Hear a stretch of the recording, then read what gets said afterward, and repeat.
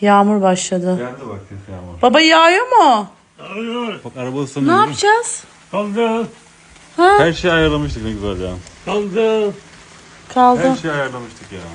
Bakar mısınız? Serinlik de azalmaz mı akşam? Bakın kesinlikle olur. Kesinlikle almadılar.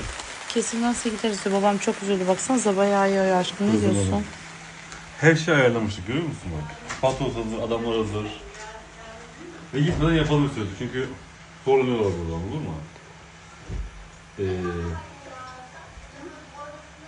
Belki çok yağmaz ya dur bakalım. Belki Bir bekleyelim bakalım. Belki yaz yağmur kesilir. hemen kesilirse.